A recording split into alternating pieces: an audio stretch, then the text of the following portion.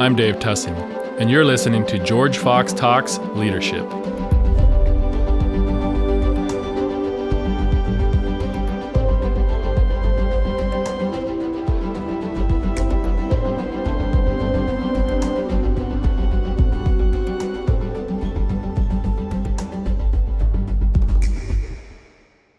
Timon and Sam, really good to see you guys today.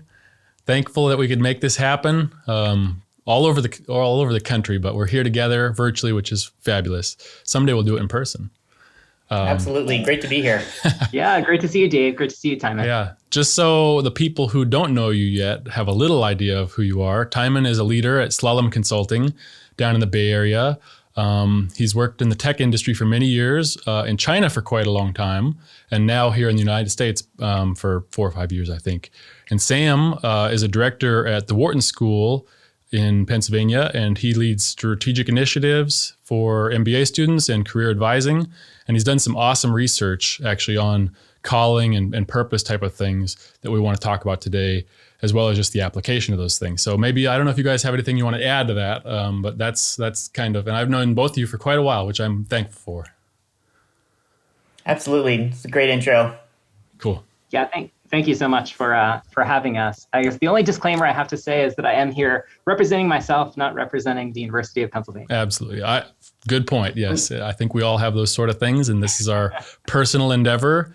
I will echo the same thing. This is my personal opinion, not representative of slalom. All right. Well, we're all in industries where that sort of thing is important to say, but we're here to talk about calling, though, and that's a term that can mean a lot of different things to a lot of different people.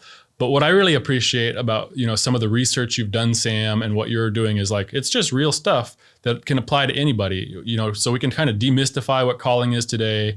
Think about how individuals can benefit from exploring what calling means in their life, how it can affect decision-making for business leaders and people in the professional world, how if we can help our teammates understand this notion of calling and how they can apply it in their life, there's some really great business benefits from it too. And it just, increases quality of life and kind of a lot of different things. So I'm not going to steal the thunder, and nor would I be capable of it because it's not my expertise like yours, Sam, but that's kind of what we're going to discuss today in general. So maybe we can just dive into some of that and hear a little about what you're thinking. And again, Sam, you're working with professionals going into early career.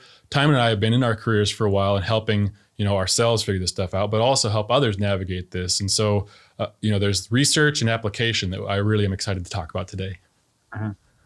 Absolutely. And this is a topic that everyone can benefit from. And, it's important to acknowledge that we're all coming from a certain point of view as men, our racial point of view, socioeconomics. So we have a point of view and have an experience. And that's why it's also great to be able to look at research, because research is inclusive of a lot of voices and a lot of experiences. Yeah. So calling is something it's hotly debated, even how to define it.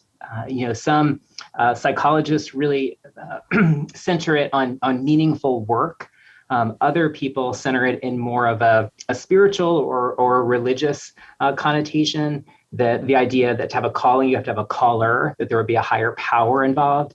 Others would include in that definition, perhaps it has to have some component of social good as well for it to be a calling, or it's just work. So this is something that's debated, these components, but everyone agrees that it is meaningful to the individual for it to be a calling. And another part of the research that's really interesting, and this came out of the University of Pennsylvania in the late 90s, is generally the population falls into 3 buckets. And the first bucket is viewing your work as a calling, something that's very deep and meaningful to you. The second bucket is people who view it as a career. So this is more about advancement and achievement. And then the last is people who view their work as a job. So if they didn't have to work for money, they wouldn't do it. And there's probably, each of us would say, our daily experience can fit into each of the 3, but people lean into one of those directions. Right. Does that resonate with you when you hear me say that? Absolutely does. I've had jobs that have been just a job, and I've had things I've done that have been very motivating and more in that zone of calling, and everything in between. Mm-hmm, mm-hmm. How about you, Timon?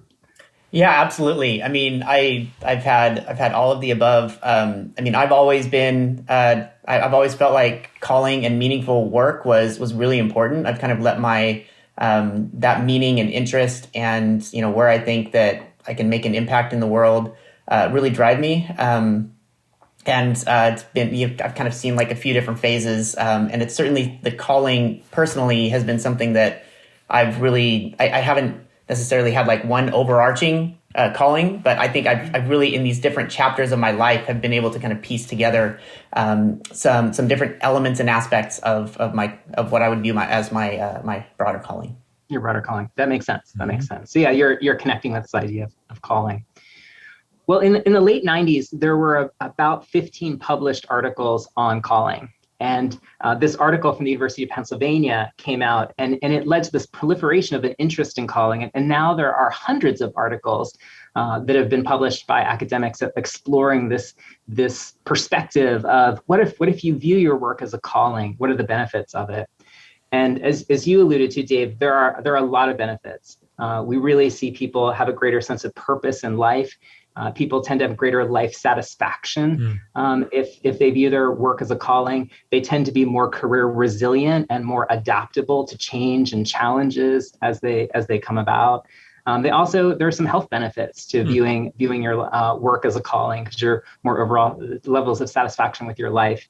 You tend to be more satisfied with your work and with your job. So there are all these types of satisfaction that come about that then indirectly feed into your health and well-being, because you have all this kind of more positive emotion about your work that leads to more engagement at work and just overall well-being. So it's a really interesting benefit when you see your work as a calling. So here at the Wharton School, we work with MBA students in the office that I work in. And we looked at this research about calling and said, well, this is true of the general population, but we have a very unique population of business professionals. What does calling look like for business professionals? And so we decided to launch a survey with business professionals. So not students, but we did an academic survey with people who are just working in various industries and have been working for anywhere from 2 years to could have been working for 60, 65 years. So a wide range, men, women, and people who of all very varied nationalities as well. So varied industries, nationalities, gender. And in this, we gave them a questionnaire that was measuring how strongly they viewed their work as a calling. And then we also asked them just a brief question. Could you describe your sense of calling in a sentence or two? And what we got back was actually really consistent with the general population research. So there was a correlation between viewing your work as a calling and job satisfaction. So being satisfied in the current job you have. We also had a measure of career progression satisfaction. So that was looking at the arc of your career. And you were mentioning that time, and you've had some different phases in your career. So people who have a sense of calling are also happier with the arc of their career, the stages of their career. And then unique to our survey, we found as well that individuals with a stronger sense of calling actually made more money as well. So that probably played into engagement, motivation, learning. There's something about calling that does that. So we were really excited to find these results in the population of business professionals. And the other result that was really interesting and again consistent with other research is when we asked people to write about a calling, it was actually very rare that they wrote something like general manager or healthcare executive. It was pretty rare that they put an occupational title. They were more descriptive, and they would say things like, I want to use my research skills and my business skills in order to develop better cancer therapeutics. So they were conceptualizing and thinking about work at a higher level. It wasn't just a job title. Right. And that's really kind of the spirit, I think, of having a calling. So what we did for our students is we had read these thousands of responses, is about 1,200 responses. And we, not in every response, but we began to see this pattern emerge where people would write essentially, I want to use, and it was some type of skill or strength or ability they had. So in this past example, maybe my knowledge of the healthcare industry and my business acumen in order to have some kind of impact, develop better cancer therapeutics. So we were like, that's a really interesting template to think about your strengths professionally, and then think about the impact you want your work to have, and create that as a calling statement. Mm-hmm. And that's what we did with our students. So we began to teach our MBA students about thinking about their work as a calling through this template. So I want to tell you more about that research, but let me pause and just see if you have any questions so far. I was gonna remember and ask. We had actually done this, you and I, a couple years ago. You kind of helped me and a small group of people think through some of this a little bit, and that was a really valuable exercise to come up with that like one sentence or 1.5 sentence type of thing. I looked at it last night. It still holds true. I didn't write it down, so I can't rattle it off now, but it certainly was a unique calling statement that when I think about, if I'm doing these things, I feel really good. And I feel like this is what I'm supposed to be doing type of stuff. Mm-hmm. And to just put it down and kind of hone it was great. So is there kind of like, is that a template or shareable, or like if you were to guide somebody through that briefly, that was going to be my question. What would that look like, in a nutshell? Well, let me tell you what we do here. Perfect. And then we can translate it to other environments. Yep. So here at our school, we have, when we onboard our students, so the MBA program is 2 years. So when we're onboarding them into the first year prior to arrival, they do an hour-long online module where we unpack this research about calling that we've done, the benefits of calling, and we guide them to write an initial draft of a calling statement. And we have them reflect on self-reflection questions. What do you believe are your strengths? What are your weaknesses? As you think about your past performance reviews, where have you been praised? Where have you been asked to develop? Think about your best day at work. What was it like? Envision yourself 20 years in the future. What would you hope to be doing? So we get them to begin reflecting on who they are. And that is the initial draft of the calling statement, to pull from that content. And then our second stage is we have them take a career assessment. So that has all sorts of values and motivators and skills and career matches. And once they arrive on campus, we do a 90-minute workshop. And in the workshop, we guide them through a set of paired activities where they are answering more questions based on the career assessment, more self-reflection questions, but done in an interview format. And then they have the opportunity to revise their calling statement that they wrote from the module that they had done earlier prior to arrival, and discuss it with their partner to see, does their partner think it makes sense? Was it congruent with what they were talking about before? Do all the terms make sense to them? Should they make it longer? Should they make it shorter? So they get this feedback from a really smart fellow student, and they refine it together. So I think, to answer your question, it's a multi-staged process that we take our students through. And then throughout their 2 years here, we help them refine it further and further. Yeah, that's awesome. And the thing for me, although you said it, you do that with students, I'm not exactly a student anymore. It's been a little while. It was as useful to me as I'm sure it was to those students. So I think it's something that can, if someone hasn't done it before, they could explore it anytime and probably revisit it at different times. Yeah, that's exactly right, and that's what we want for our students when they become alumni. Right. Is this becomes a type of North Star, because the understanding of your strengths in the field of psychology, positive psychology, is a really important motivator. And research that we didn't do, but others have done and replicated, is they found that executives who spend a few minutes in the morning thinking about their strengths and how they want to use them as a leader are more likely to engage in helping behaviors throughout the day. And they're more likely to engage in visioning communication, where they are talking about vision and goals with colleagues and others.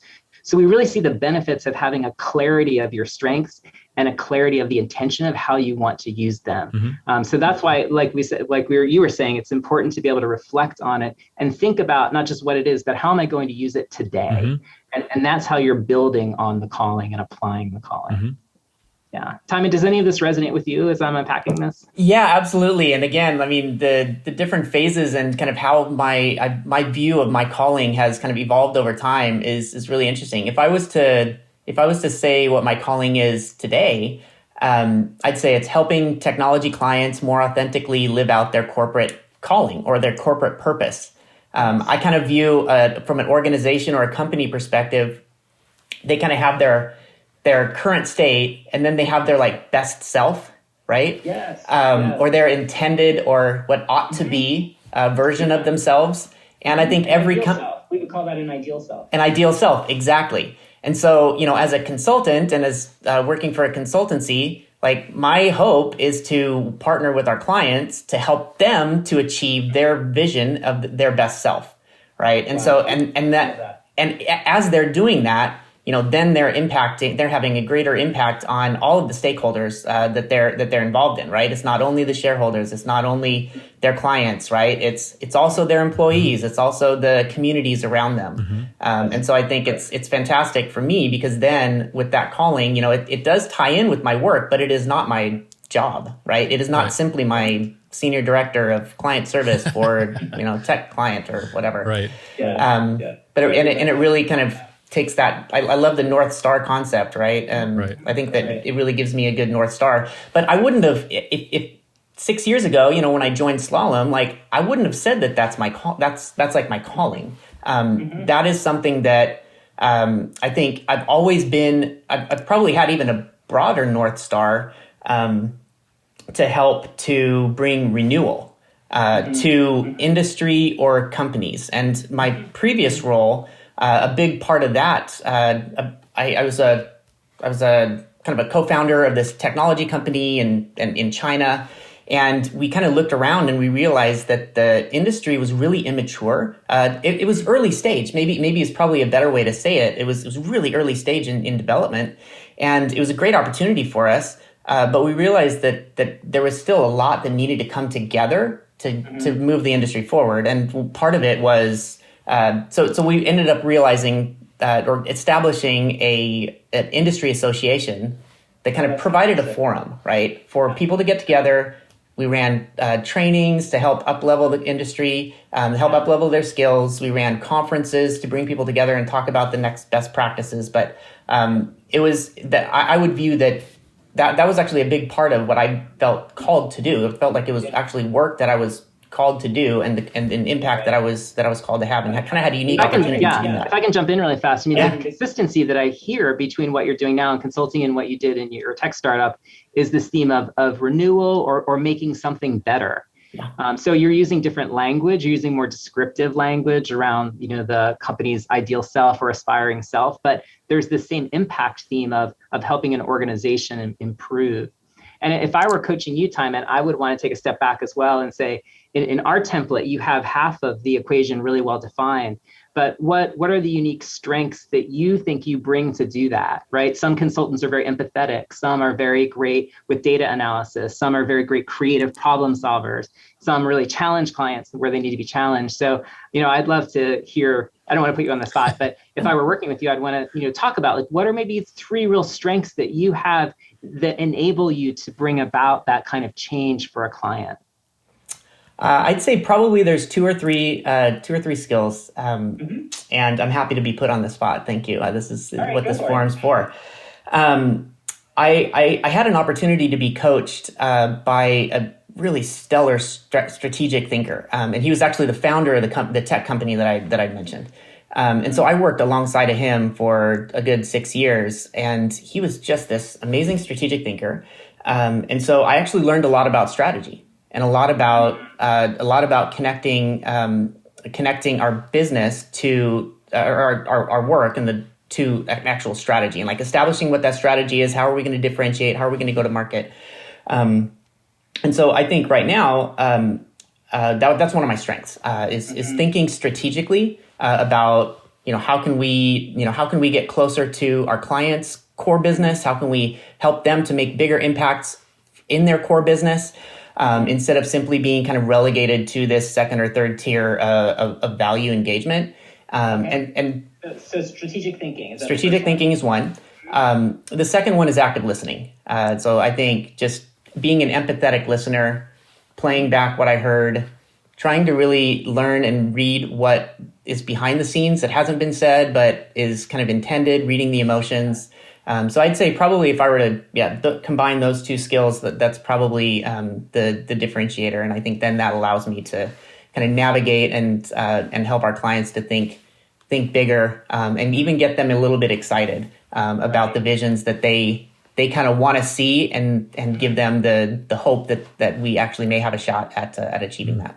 Right. Yeah. So I hear you're conceptualizing your calling to be to use my, if I were you, I would say to use my strategic thinking and active listening skills in order to help companies become their best selves, or something like that. Yeah.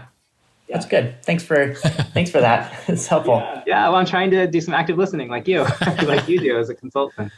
So that's the kind of work that we do with our students. And we would say, like, the more you think about this, the more you reflect on it, the more likely you are to use it and refine it and continue to think about, how do I incrementally make my strategic thinking skills better? How do I incrementally make my active listening skills better? And the more you sharpen them, the more you can utilize them in order to achieve what you want to achieve. That's right. That's great. I have a question, Sam. Do you think that in different, or has the research shown, like, at different seasons of a person's life, the calling can pretty significantly shift, or does it generally keep a pretty consistent arc from what you've seen? I'm just curious. Yeah, it can shift. So, what we know about brain development is the brain is fully developing into the late 20s and sometimes even in the early 30s. And earlier career research has used the term career consolidation and has said people's careers start to consolidate around their mid 30s. And so that tends to be a point where people have a pretty strong direction for their careers. For people who choose to have families and to have children, that can be a redirect for people's sense of priorities. They tend to be less risk-taking, want more stability, more work-life balance. And so there are other dimensions of someone's life. Right. A lot of our career work is built off the notion of a self-concept or an identity, but your self-concept has multiple identities. I have an identity as a professional. I have an identity as as a father, as a husband. I have an identity as a friend. And so multiple identities within me. So sometimes one identity is more salient, depending on life stage. Right. So that can shift. Sometimes a traumatic experience, if someone is fired or their company is downsized, if something traumatic happens in someone's life, there can be a pretty significant redirect. There are other people who get into the wrong career, and this is a challenge for really talented people, actually. For people like me, I just consider myself an average person. There's a lot of things I can't do. And so it made some career pathing easier. But sometimes I work with students who truly could do anything. Like, they could be a NASA scientist, or they could go be the head of a company. Like, they're just, their talent spectrum is so wide. What were you going to say? I just said, yep, I've met some of those people. Yep. You've met some of those people. And so their talents actually don't limit what they can do. And so sometimes they don't make the right choices around their interests. And so to answer your question there can be a redirect at a later time, saying, I've built a career doing fill in the blank, but it's not really what's satisfying me anymore. I became a doctor, but I really don't want to do that anymore. Yeah, that piece. So yeah, absolutely. That piece you mentioned there of like, I'm not feeling very satisfied, ties back to what, the research you said earlier. If people are feeling that way most of the time, in their career and job anyways, maybe it is a good time to say, hey, should I revisit this calling thing? Or have I even considered that in the first place? So it's a good tie in. And I think that's, one of the hopes with this is just make it practical, because people should start at any time. You've laid out kind of a good framework for people to think about it. If you're a leader in a company and you're thinking about how can I get a whole group of people to do this, we've kind of talked about it like the individuals level. What could that look like? Or what have you seen where companies are starting to make this a bigger part of what they're doing for their teammates? Well, I think it really gets to the kind of work that Timon does around corporate culture. And these types of things need to be embedded into and codified into the culture. So that starts with hiring. So are you asking a lot of motivational questions in your hiring process? What motivates you at work? What keeps you up at night? Why do you do what you do? Are you communicating that's important in the hiring process and the job descriptions in your corporate communications? Is people having a sense of purpose at work is something that you say you value. And then from the very beginning, are you interviewing people to select people who have a sense of purpose? So who you let in the door is really important. And what you're signaling is what your culture is really important. And then do senior executives talk about it? Did they talk about whether they use the word calling or purpose or fulfillment or meaning? Is that language they talk about? Or is the culture simply hard driving bottom line culture? So that becomes important and that trickles down. Are people on some level evaluated by thinking about how meaningful their work is. On some level, also is the culture in staff engagement surveys evaluated. So what you measure is what's important to you. Right. So I think that those all become very important practices. Yeah. Is it normal for your manager to talk with you about, are you finding fulfillment in your work? Because fulfillment, your work. One of the things I want to say about calling is so you have a calling and then you have an occupation. Yep. And the occupation in many ways is holding your calling. Like we saw with Timon, he started a tech company and then now he's a consultant. Those are two very different jobs. Yep. But these two jobs are different jobs in different industries are both able to hold Timon's calling. So if you're not satisfied with your work, do you not enjoy the job you have, but you like the team you're on? Mm-hmm. Do you like the job you have, but you don't really enjoy the people you work with? Do you like the industry you're in, but you don't like the function you do? So, you're nestled in an industry, a company, a team, and a job. Mm-hmm. So if you're dissatisfied, you need to begin analyzing, well, what are you dissatisfied about? Mm-hmm.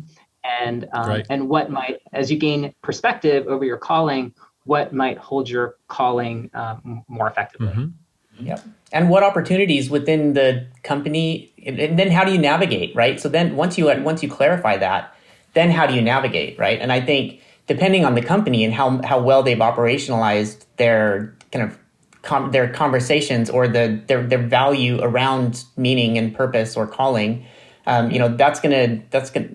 going to have different levels of opportunities, or you're going to have different levels of mobility, really, to navigate to somewhere that is going to be more meaningful to you. And I'll give an example in the consulting industry, and it kind of comes back to like the origin story of the company that I'm at right now. The consulting industry historically has been kind of a tough industry for consultants.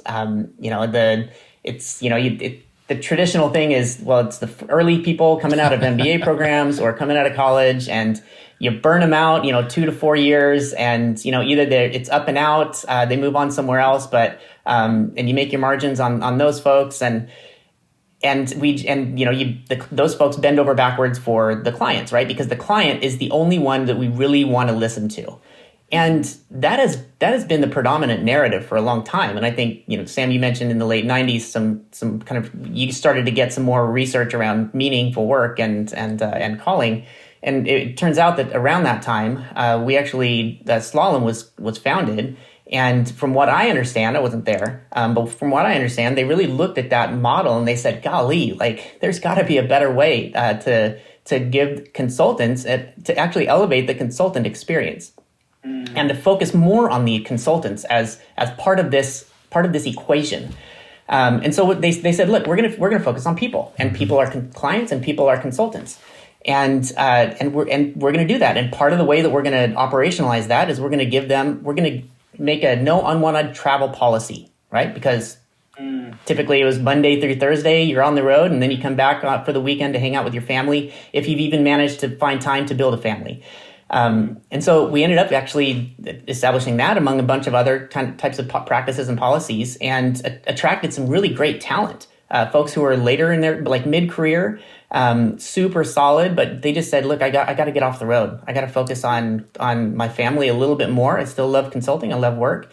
And that recipe has really just led to us being, even now, I think a Forbes survey came out a few weeks ago around meaningful work and around the best places to work. And Slalom was actually among the large enterprise employers. Slalom was the top consultancy. And we're really proud of that.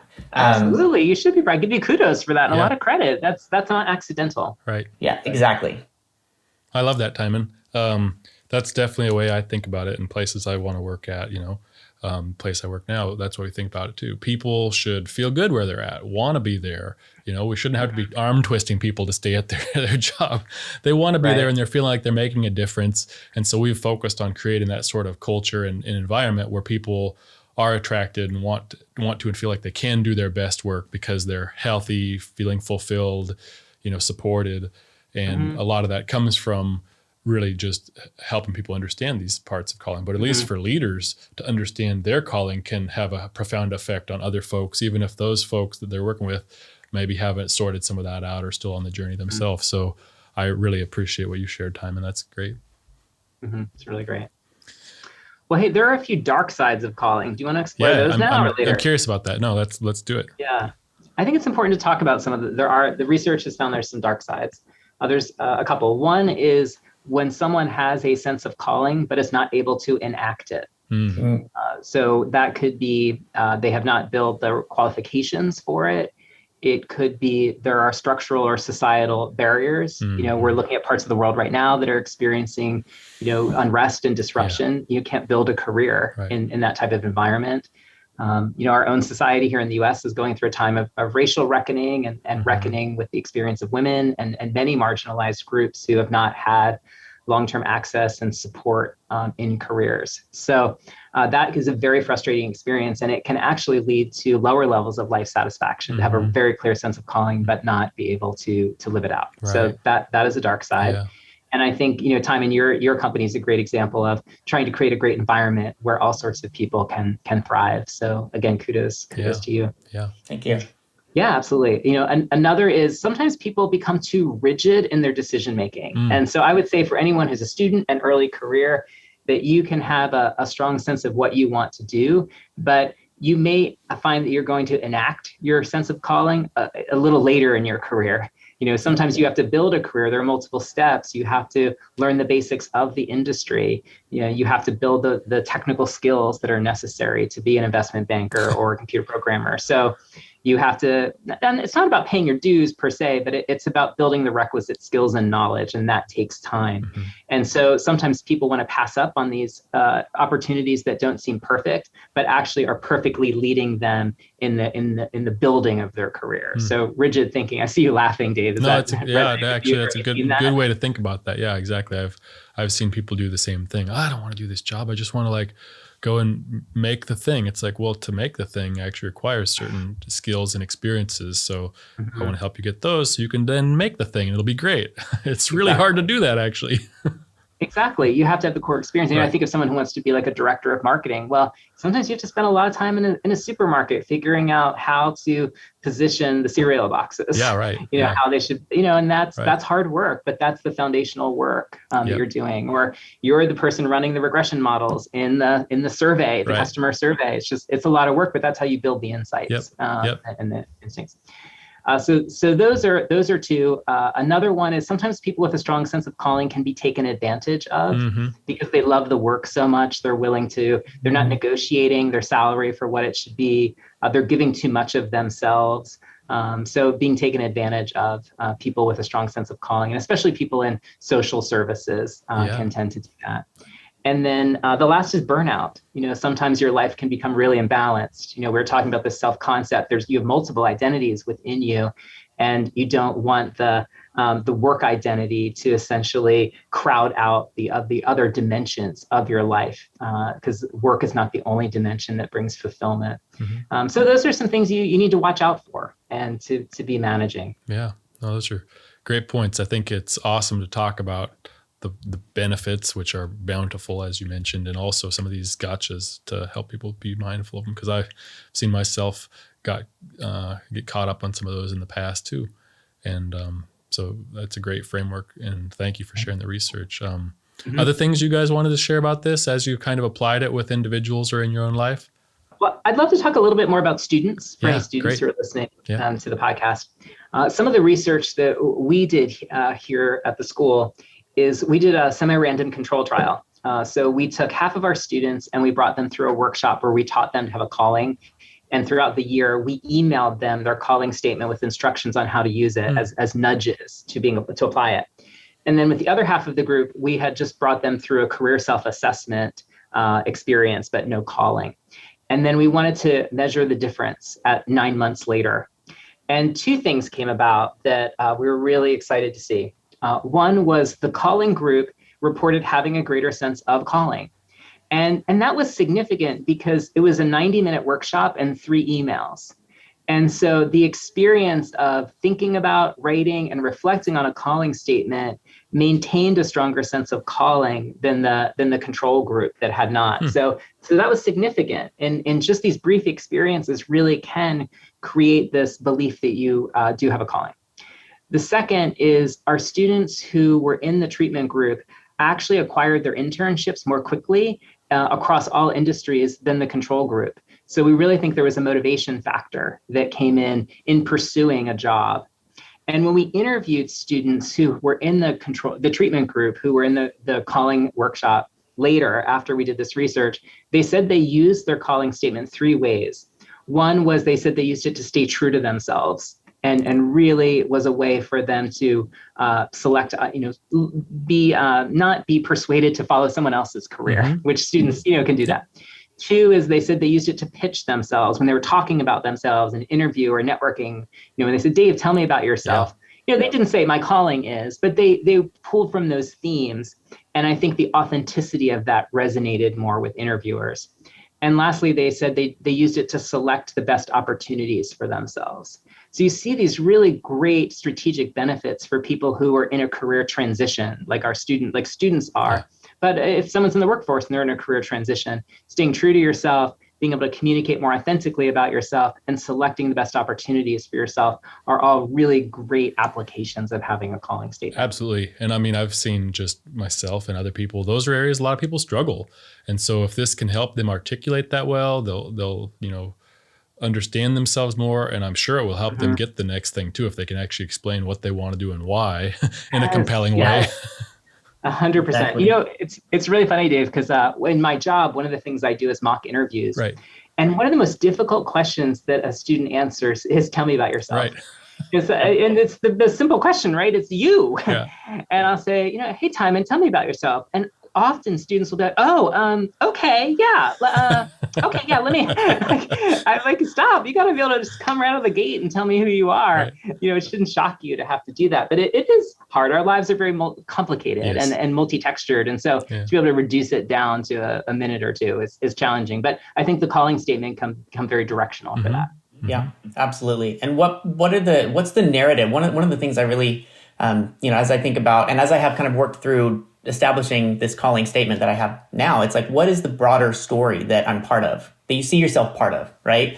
And everybody's going to kind of have a different narrative that they feel like they're a part of, right? I think it's not a career which I have control of, but it's something that I am giving control to because I'm a part of this broader narrative. And I think, as I think about that broader narrative, and that's kind of evolved over the course of my career, one of the things that I learned probably about 10 years ago was around the value of kind of framing yourself into an industry, right? As a big and important layer. Sam, you mentioned, industry, company, team, role, job. And I think oftentimes, we think about at least my experience is people think about themselves in terms of their company or, at a minimum, their role, maybe their team, and probably their company. But a lot of times they forget about the broader industry, or maybe just don't give it enough emphasis.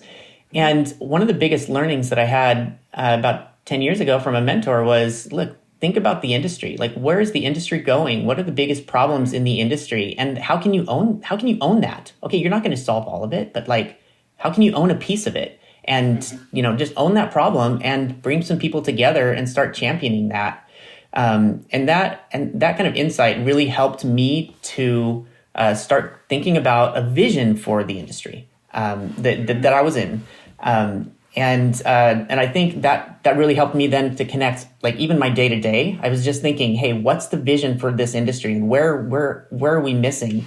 And, as a founder of a company, I did have or co-founder of a company, I did have some influence in terms of how we can build services and capabilities to solve some of these kind of immediate or, large problems, or at least make traction there. And that's been something that I would encourage others who are listening to this to think about, right?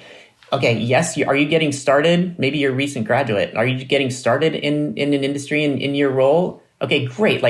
Start where you're starting, but, and take those small steps, but start to think about the broader narrative of the industry and where is it at, and what are the big problems, and then how can you in whatever initial role you have, start making some progress in those areas and start having conversations with others, even in your company. And I think people really want to engage with others who are thinking more broadly and have a bigger vision and a bigger view. And so I'd encourage folks to be thinking with that lens in mind. Mm-hmm. No, that's a great point. And there's so many different industries. I mean, people then can think, if they connect their own calling, like, where is an industry that I could really make a big impact in, and, line them up like you've been doing.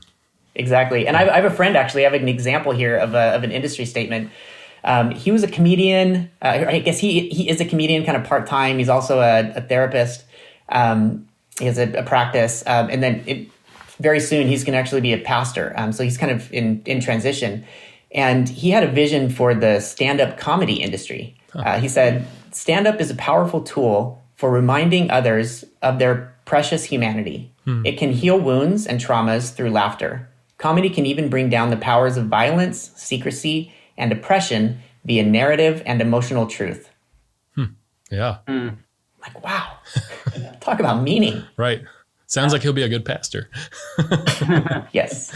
Yeah. You really see his thoughtfulness in thinking about the industry and how he is positioned in the industry and what his hopes and aspirations are for the industry. So I really like that. It's a great example. Yeah. Thank you for sharing that. A lot of the people listening to the podcast today probably are at George Fox. Many of them are probably Christian or believers of some faith.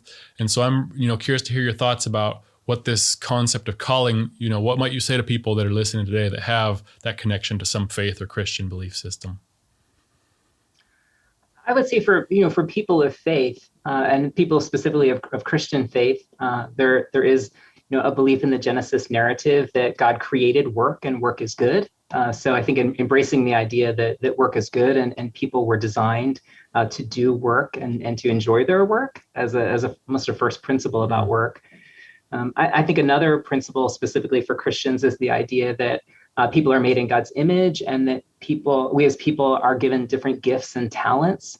And so the use of our gifts and talents in the world is something that's good for us to do. It honors God when we use our gifts, and that our gifts are an opportunity to bless and serve other people, which is also a strong tenet in the Christian faith, right. that we would love our neighbors, which includes people we know and people we don't know. And often in work, we are working with colleagues that we maybe know well or customers that we don't know well. And so it's an opportunity to serve and to love. Yeah. So when we think about our work in these ways with some of the first principles of our faith, I think they tie together very well.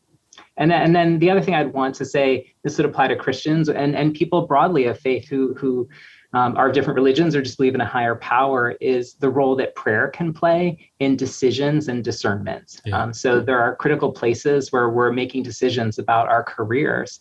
And I think having a belief, if you have a belief that there's a God and this God is leading you in some way, then prayer is one of the main ways that we connect and seek to make these challenging decisions. So I definitely think the role of calling fits in really well for people of faith. Yeah. Thank you, Sam. Timon, do you have anything you want to add? Yeah, sure. So when I think about, we talked about this concept as part of my calling, the concept of the best self or the ideal self, and as well as renewal. So when I think about calling, I think about it as acting based on the knowledge that God is renewing all things. And this is, again, from a perspective of myself as a Christian, that God is renewing all things, starting with our hearts, and that he is actively calling us to join him in that renewing work by providing glimpses of the new heavens and the new earth that reveal God's character and draw people towards himself even now. So that's my own kind of synthesis of what calling means to me. Yeah. And I completely agree with Sam that I believe that there is inherent value in the work that we do, in like all aspects of the work that we do. And also another thing that I think about, like a question that I like to think about is, what would, if the fall never happened, what would this whatever look like? What would this domain, what would this industry, what would this team, what would this company look like? And I think about like, if I think about, if the fall never happened, just imagine with me, if the fall never happened, would we have cities? Right. Would we have commerce? You know, would there be an advertising industry? Would we have Nike running shoes? Would we have Nike running shoes? Would we need to search for things? Would we need to connect with friends on the other side of the world? Would we have a need for devices?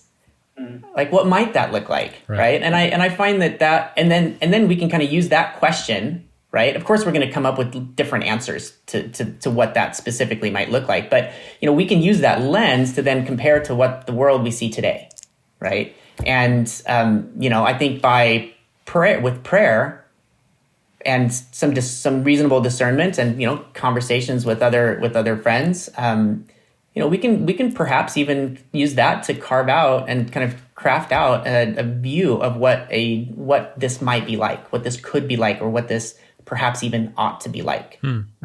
Yeah. Well, guys, I think that this has been awesome. We covered a lot of ground, a lot of good application of it for individuals and company leaders. And I'm just really thankful. And maybe if either of you want to share a little more about where people could find you after this to hear more, if you've got things to share, I'd love to give you the chance to do that. People can find me on LinkedIn. So my name is, you know, Dr. Samuel Jones, and feel free to connect with me. I'm at the University of Pennsylvania. Yeah, and thanks for having me, Dave. This has been a fantastic conversation. Really enjoyed it. So Timon Smith, that's Timon, like Simon with a T. And LinkedIn is probably the best place to find me as well. I'm probably the only Timon Smith in the Silicon Valley. We'll put that in the show notes afterwards, so it's easy for people to find you guys. But I really, really appreciate it. Thank you so much for this time today, and I'll talk to you soon after this. Big thanks to George Fox Digital for producing this podcast. If you like what you heard today, subscribe to the George Fox Talks podcast on Apple, Spotify, or wherever you stream from. And if you want to dig in more to this stuff or see what else George Fox community is talking about, check out georgefox.edu/talks or by searching on YouTube for George Fox Talks.